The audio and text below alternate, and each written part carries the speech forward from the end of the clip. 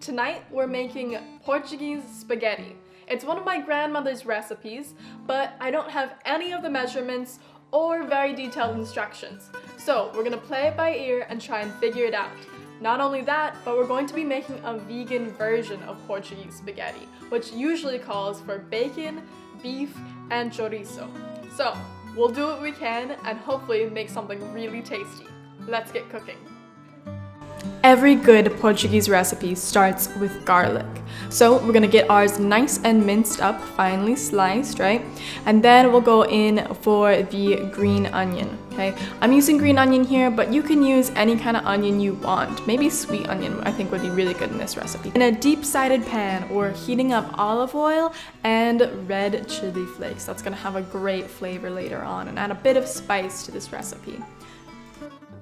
To replace the steak, I'm actually using Bouillon steak, plant-based seared tips. And here's a really important tip.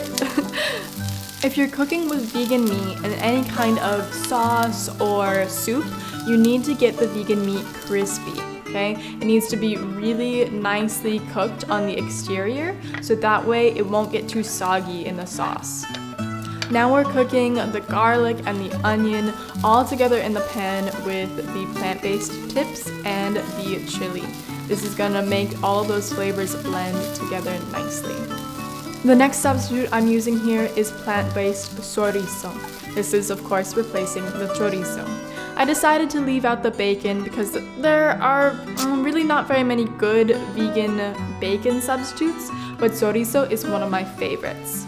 Now here's actually where I made a mistake. I probably should have removed the beef tips from the pan before adding in my broth and tomato sauce. Cooking the beef tips in the sauce got them a little bit soggier than I wanted, but it did make the sauce really flavorful. This part was really tricky. Getting the ratio of water to noodles right was so difficult. But once I finally got it right, the sauce was perfectly thick and clung to the noodles. I removed my bay leaf to finish off the sauce, and we are ready to eat.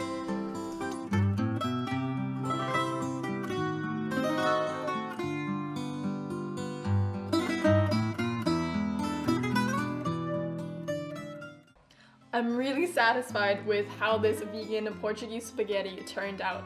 I hope that you give this recipe a chance. Try and get creative in your kitchen. What family recipes can you make vegan? Hit that subscribe button so you can follow along and see me make more delicious vegan recipes from traditional family meals.